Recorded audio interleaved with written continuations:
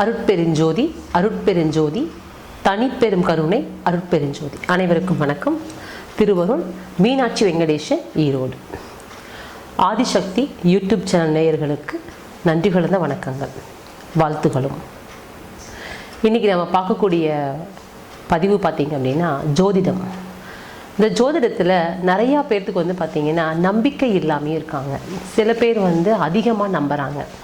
நம்புறதுக்கு என்ன காரணம், நம்பிக்கை இல்லாமல் இருக்கிறதுக்கு என்ன காரணம்? ரெண்டுமே அனுபவம் தான். சரி, இது என்னன்னு தான் இந்த பதிவில் நம்ம பார்க்க போகிறோம். ஜோதிடம் பார்க்கும் பொழுது, ஜாதகம் பார்க்குறீங்க அப்படின்னா சில விஷயங்கள் சொல்லுவாங்க. அது உங்கள் வாழ்க்கையில் யதார்த்தமாக நடக்கும் பொழுது, அனுபவத்தை நீங்கள் அறியும் பொழுது பார்த்திங்கன்னா நம்பிக்கை வரும் உங்களுக்கு. சில பேர் சொல்கிற விஷயங்கள் நடக்காது. அப்போ நடக்காமல் இருக்கும்போது நம்பிக்கை இல்லாமல் போயிடும். நடக்கிறதுக்கு என்ன காரணம், நடக்காமல் இருக்கிறதுக்கு என்ன காரணம்னா நீங்கள் வாங்கி வந்த வரம். அது எப்படின்னு கேட்டிங்க அப்படின்னா, ஒவ்வொருத்தரும் பூமியில் பிறக்கும் பொழுது நகர்கின்ற கோட்சாரமே ஜாதகம். நீங்கள் வாங்கி வரும் வரம். இதை யாரால எப்பவும் மாற்ற முடியாது. கோட்சாரம் அப்படின்னா, இன்னைக்கு ஒரு குழந்தை பிறக்குதுன்னா ஒரு ஜாதகம் போடுறோம் இல்லைங்களா, நகர்கின்ற கோள்களின் சாரமே கோட்சாரம். இப்போது ஒரு ஜாதகம் போட்டாச்சு, அவங்க லக்னம் ராசி அடிப்படையில் தான் அந்த பாவக கட்டங்களோட 12 கட்டத்துக்கு விளக்கத்தை இன்றைக்கி பார்க்க போகிறோம். இது எப்படி இயல்பாக நடக்குது, இதில் என்ன அடிப்படையான காரணம்னா இந்த வீடியோவில் தெரிஞ்சுக்க போகிறீங்க. சரி, லக்னம் கேரக்டர், ராசி ஆக்டிவிட்டீஸ். லக்னம் அப்படிங்கும்பொழுது உங்களுடைய உயிர் ஸ்தானமாகவும், ராசி அப்படிங்கும்போது உங்கள் உடல் ஸ்தானமாகவும் தான் இங்கே குறிப்பிடுறோம். பேசிக்காக பார்த்தீங்க அப்படின்னா 12 கட்டமும் ஒரு மனுஷன் அனுபவிச்சே ஆகணுங்கிறது ரூல். இந்த 12 கட்டத்தில் 9 கிரகங்கள் அடிப்படையிலாகவும் 27 நட்சத்திரங்கள் 108 பாதங்கள் வழியாக தான் உங்களுக்கு நிறைய விஷயங்களை நல்லதையும் கெட்டதையும் கொடுக்குறாங்க. ஒரு குழந்தை பிறந்ததுல இருந்து கடைசி காலம் வரைக்கும் ஒவ்வொரு பாவகம் இயங்கும். இது எப்படி அப்படின்னு சொல்கிறவங்களுக்கு 2 விதமான சர்க்கிள் இருக்காங்க கிரகங்களில். ஒன்று ஃப்ரெண்ட் சர்க்கிள், இன்னொன்று எனிமி சர்க்கிள். இந்த ஃப்ரெண்ட்ஸ் யாருன்னு பார்த்தீங்கன்னா சூரிய பகவான், சந்திர பகவான், செவ்வாய் பகவான், குரு பகவான், இவங்க 4 பேரும் ஒரு டீம். இந்த பக்கம் எடுத்தீங்கன்னா சனி பகவான், சுக்கிர பகவான், ராகு பகவான், கேது பகவான், இவங்க 4 பேரும் ஒரு டீம். இவங்க ஒன்று ஆப்போசிட், 2 பேருமே எதிரிகள். இங்கே புதன் பகவான் எடுத்தீங்க அப்படின்னா பொதுவான கிரகமாக இருப்பார். தனித்த புதன் சுப கிரகம். பாவிகளோட சேர்ந்த கிரகம் நன்மையும் தீமையும் கலந்து தான் பண்ணுவார். சந்திர பகவானும் வளர்பிறையாகவும் தேய்பிறையாகவும் பிரித்து தான் நம்ம கணக்கீடு எடுத்துக்கிறோம், நன்மையா தீமையா அப்படிங்கிற விஷயத்துக்குள்ளேயும். சரி, இப்போ ஒரு லக்னத்தில் பிறகுறீங்க.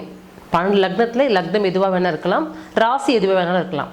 அப்போ அந்த லக்னத்தின் அடிப்படையில் தான் அந்த 12 கட்டத்தை ஃபஸ்ட்டு நம்ம பிரித்து எடுத்துக்கிறோம். சரிங்களா? இப்போ மேஷ லக்னத்தில் பிறந்திருக்கீங்க அப்படின்னா உங்களுக்கு நன்மை செய்யக்கூடிய கிரகம் யாருன்னு கேட்டிங்கன்னா சூரிய பகவானும் குரு பகவானும். ஏன்னா அவங்க ஃப்ரெண்ட்ஸ். சனி பகவான் எடுத்தீங்கன்னா அங்கே பாதகாதிபதியாக வருவார். புதன் பகவான் ஜென்ம எதிரியாக வருவார் இந்த மேஷத்தில் பிறந்தவங்களுக்கு. அப்போ சுக்கிர பகவான் எடுத்தீங்கன்னா 2-7க்கு உண்டான அதிபதியாக வராரு. இங்கே ராகுவுக்கும் கேதுவுக்கும் தனியாக வீடு கொடுக்கப்படல. 12 கட்டத்தில் இருக்கக்கூடிய ராசி கட்டத்தில் அவர்கள் எங்கே உட்கார்றாங்களோ அவர்களுக்கு அந்த பாவகத்தோட அந்த கிரகத்தோட தன்மையை கொடுக்கக்கூடிய விஷயத்துக்குள்ள ராகுவும் கேதுவும் உள்ள இருக்காங்க. சரிங்களா? அப்போ ஒரு மேஷ வீடு எடுக்கும் பொழுது லக்னத்தின் அடிப்படையில் உயிர் ஸ்தானம், உங்களுடைய கேரக்டர். யாருக்காகவும் எதற்காகவும் சில பேர் தன்னோட கேரக்டரை மாற்றிக்க மாட்டாங்க. அதுதான் லக்னம். ராசி எடுத்திங்கன்னா உங்களுடைய ஆக்டிவிட்டீஸ், செயல்பாடுகள், உங்கள் எண்ணங்கள், செயல் திறமைகள், நீங்கள் வெளியே கொண்டு காட்டுற விதம் சந்திரனை அடிப்படையாக தான் வச்சது. ஏன்னா மனம், எண்ணம், செயல் இவை சந்திரனை நம்ம குறிப்பிடுறோம். சரி, இன்றைக்கி பார்த்திங்கன்னா இந்த 12 கட்டத்துக்கும் சிம்பிளாக என்னென்ன காரணங்கள் இருக்குது, அதை எப்படி இந்த 12 கட்டத்தை ஒரு மனுஷன் அனுபவிச்சாகணும் அப்படிங்கும்போது என்னவான பொதுவான விதிங்கிறது தான் நம்ம பார்க்க இருக்கோம். அப்போ லக்னம் உங்கள் கேரக்டர் சொல்லியாச்சு. அப்போ லக்னத்துக்கு அதிபதியான ஒரு கிரகம் இருக்கும் இல்லைங்களா, அந்த கிரகம் உங்கள் ஜாதகத்தில் எங்கே உட்கார்ந்துருக்காங்கன்னு தான் ஃபஸ்ட்டு நம்ம பார்க்குறோம். லக்ன புள்ளிங்கிறது ரொம்ப இம்பார்ட்டன்ட். அப்போது இந்த கிரகம் பார்த்தீங்கன்னா ஒரு செவ்வாய் பகவான் மேஷத்தில் பிறந்திருக்கீங்க அப்படின்னா நட்பு கிரகம் சொல்லியாச்சு. சூரிய பகவானும் குரு பகவானும் 5-9 கனெக்டிவிட்டி இருக்கும். இங்கே சனி பகவான் பாதகாதிபதி, புதன் பகவான் ஜென்ம எதிரின்னு பார்த்துட்டோம். அப்போ ராகு கேதுக்கள் எங்கே வந்து உட்கார்ந்துட்டு இருக்காங்க, அதனுடைய பேசிக்கலி நம்ம சொல்ல போகிறோம். ஆனால் செவ்வாய் பகவான் ஃபஸ்ட்டு எந்த லக்னமாக இருந்தாலும் தன்னோட வீட்டுக்கு அந்த லக்னாதிபதி வந்து 6, 8, 12 மறையக்கூடாது. ஏன் 6, 8, 12 மறையக்கூடாதுன்னா, அந்த 6, 8, 12 வீட்டோட சூட்சமமான சில விஷயங்கள் சொல்லும் பொழுது நீங்கள் இன்னும் தெரிஞ்சுக்குவீங்க. இது வந்து மறைவு ஸ்தானம்னு சொல்கிறாங்க. 3ஆம் இடம் வந்து பார்த்தீங்கன்னா மேக்ஸிமம் மறைவு ஸ்தானம் கிடையாது. அது முயற்சி ஸ்தானமாக இருக்கிறதுனால 3ஆம் இடத்தை வந்து மோஸ்ட்லி நம்ம மறைவாக எடுத்துக்கிறது கிடையாது.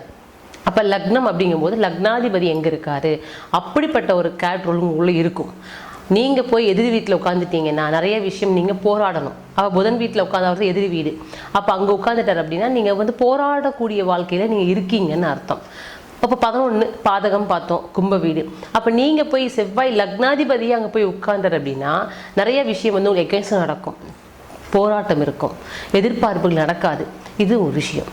அதே 5, 9 வந்து உட்கார்ந்துட்டார் வச்சுக்கோங்க, உங்களுக்கு என்ன வேணும் உங்களை தேடி வரும். நினைக்கக்கூடிய விஷயத்த நீங்கள் நினச்சா போதும். நடைமுறை வாழ்க்கைக்கு பார்த்தீங்கன்னா யாராவது சப்போர்ட் கிடைக்கிறதோ இல்லை நீங்கள் செயல்படுத்துறது உங்களுக்கு அங்கே ரொம்ப பர்ஃபெக்டாக இருக்கும். சரிங்களா? இதுதான் லக்னத்தோட ஒரு விஷயம்.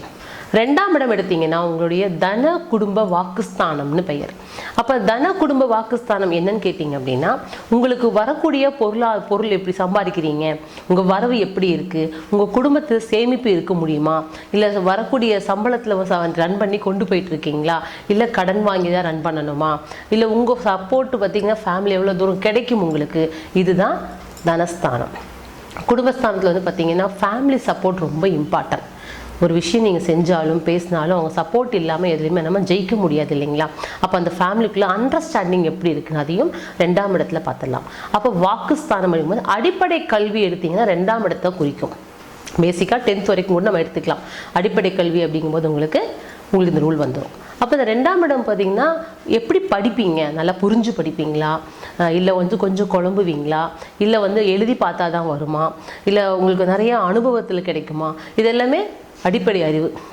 அதே வாக்குஸ்தானம்னு இது சொல்ல இன்னொன்று கொடுக்கக்கூடிய வாக்குகளை காப்பாற்றுவது. ஒருத்தருக்கு சொல்லுவீங்க நான் இது பண்ணித்தரப்பான்னு சொல்லுவீங்க. அந்த பண்ணித்தரப்பான்னு சொல்லும்போது உங்களுடைய நேரத்தையும் உங்களுடைய பணத்தையும் சில பேர் இன்வெஸ்ட்மெண்ட் பண்ணி அடுத்தவங்க ஜெயிக்க வைப்பாங்க, சப்போர்ட் பண்ணி தருவாங்க. அப்போ இதுவும் இந்த வாக்குஸ்தானத்தில் வரும். கொடுத்த வாக்கை காப்பாற்றுவது, அப்படி ஒரு ரூல் எடுத்துக்கலாம் நம்ம. அப்போ தன குடும்ப வாக்குஸ்தானம்னா 2ஆம் இடத்தை குறிக்கும்.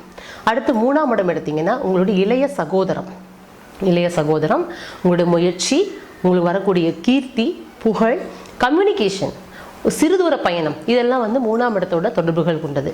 அப்போ இளைய சகோதரம் பார்த்தீங்க அப்படின்னா உங்களுக்கு அண்ணன் தம்பியாக இருந்தாலும் தங்கையாக இருந்தாலும் உங்களுடைய உறவு நிலை எப்படி இருக்கும், அண்டர்ஸ்டாண்டிங் எப்படி இருக்கும், உங்களை புரிஞ்சுக்குவாங்களா, அவங்க சப்போர்ட் பண்ணி தருவாங்களா அப்படின்னு விஷயத்தையும், சொத்துக்கள் நாளைக்கெல்லாம் பிரச்சனை வருது அப்படிங்கும்போது சொல்கிறாங்க இல்லைங்களா, தம்பி கேஸ் போட்டாங்க, தங்கச்சி வந்து கேட்குறாங்க அப்படின்னு சொல்லக்கூடிய விஷயமெல்லாம் இந்த 3ஆம் இடத்துல சம்பந்தம் வந்துடும். உங்கள் மேலே எந்த அளவுக்கு அவங்க பாசம் வச்சுருக்காங்கிற விஷயத்தை நம்ம எடுத்துக்கலாம். அதே 3ஆம் இடம் கம்யூனிகேஷன். இப்போ இன்றைக்கி பார்த்தீங்கன்னா கம்யூனிகேஷன் இல்லாமல் எந்த ஒரு துறையும் இல்லை. இன்றைக்கி உங்கள் முன்னாடி உட்காந்து பேசிகிட்டு இருக்கேன் அப்படின்னா இந்த 3ஆம் இடம் பலமாக இருந்தால் மட்டும்தான் எங்கேயோ நான் இருக்கேன். ஆனால் இன்றைக்கி நீங்கள் வேறு பக்கம் இருக்கீங்க, சந்திக்கிறீங்கள என்ன, இதுக்கு இந்த கம்யூனிகேஷன் 3ஆம் இடம் தான் மிக பலம் பொருந்தியது. அதே விஷயத்தை எடுத்துக்கலாம் நம்ம. அப்போ இந்த 3ஆம் இடம் பார்த்தீங்க அப்படின்னா உங்களுடைய முயற்சி, வெற்றி ஸ்தானம்னு பெயர். எப்படி வெற்றியை நீங்கள் நோக்கி போகிறீங்க, ஒரு முயற்சி பண்ணுறோம் அப்படின்னா அதை நான் ஸ்டாப்பாக நீங்கள் கொண்டு போகிறீங்களா? ஏன்னா எந்த ஒரு முயற்சியும் பயிற்சிக்கு பின் தான் தேர்ச்சி, வெற்றியே கிடைக்கும். சில பேர் வந்து போவாங்க, காணல் நீர் மாதிரி காணாமல் போயிடும். ஆனால் இந்த இடத்த பொறுத்தளவுக்கு பார்த்தீங்கன்னா உங்கள் தன்னம்பிக்கையும் எந்த அளவுக்கு இருக்குது அப்படிங்கிறது 3ஆம் இடத்தை பார்த்துக்கலாம். நான் ஜெயிச்சே தீருவேன், இதை நான் செஞ்சே தீருவேன், எனக்கு இந்த பொருள் வேணும், இந்த இடம் வேணும், இந்த விஷயம் வேணும்னு சொல்லி போராடக்கூடிய இடம் அப்படின்னு பார்த்தீங்க அப்படின்னா 3ஆம் இடத்தில் தான் இருக்குங்க. 4ஆம் இடம் எடுத்தீங்க அப்படின்னா இடம், வீடு, வண்டி, வாகனம், சொத்துக்கள், இது பேர் சுகஸ்தானம்னு பெயர், தாயார் ஸ்தானம்னு பெயர். ஒருத்தர் சுகமான வாழ்க்கையை எப்படி அனுபவிக்கிறாங்க, எல்லாருமே பொதுவான இடம் வேணுங்களா, இடம் உங்களுக்கு ரொம்ப இம்பார்ட்டன்ட். ஏழையாக இருந்தாலும் சரி ஒரு குடிசை வீடு வேணும். அதிகமாக வசதி வாய்ப்பு பார்த்தீங்கன்னா பெரிய பங்களா கட்டி இருக்காங்க. அப்போ எந்த மாதிரி வீடுகள் உங்களுக்கு அமையும், எந்த மாதிரி கார், சொகுசு வாகனமா, இல்லை வந்து போகிற வரதுக்கு கார் இருந்தால் போதுமா, இல்லை 2 வீலர் இருக்கா, சைக்கிள் இருக்கா, எல்லாமே 4ஆம் இடம் தாங்க. எப்படிப்பட்ட இடம் வாங்குவீங்க, எப்படிப்பட்ட வீடு சேருவோம், எப்படிப்பட்ட வண்டி வாகனத்தில் இருப்பீங்க, லக்ஸுரியாக இருப்பீங்களா, இந்த 4ஆம் இடத்தை வச்சு தான் சொல்கிறோம். சுகஸ்தானம்னு பெயர். அப்போ இந்த 4ஆம் இடம் அப்படிங்கும்போது வீடு மேலே வீடு கட்டுறதும் இடம் மேலே இடம் வாங்கி போகிறதுக்கும் யோகங்கள் எந்த அளவுக்கு இருக்குது, திசா புத்திகள் சப்போர்ட் எப்படி பண்ணி கொடுக்குதுன்னு கான்செப்ட் தான் நம்ம வந்து செஞ்சாகணும்.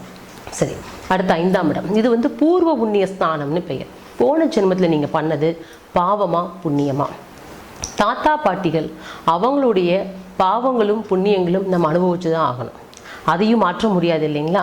அப்போ இந்த 5ஆம் இடம் பார்த்தீங்கன்னா நம்மளுடைய புத்திரபாவம். ஆண்களுக்கு 5ஆம் இடம் தான் புத்திரஸ்தானம், இன்னொன்று குலதெய்வம், இதையும் அவங்க எடுத்து சொல்லும். சரிங்களா. அப்போ இந்த விஷயங்கள் எந்த அளவுக்கு உங்களுக்கு அந்த கிரகத்தோட தன்மை எப்படி இருக்குது, உங்களுக்கு எந்த அளவுக்கு கிடைக்கும் சொல்லக்கூடிய இடத்துல அந்த 5ஆம் பாவம் இருக்குது. அடுத்த 6ஆம் இடம். இது ருணரோக சத்ருஸ்தானம்னு பெயர். ருணம்னா நமக்கு வரக்கூடிய நோய்கள், எப்படிப்பட்ட நோய் நமக்கு வரும், அது எந்த காலத்தில் வரும், யாராக இருந்தாலும் ஒரு நோய் தாக்கத்துக்குள்ளே போகாமல் இருக்க மாட்டாங்க இல்லைங்களா. எல்லாத்துக்குமே ஒரு நோய் எப்படி விஷயம் வந்து போகும்.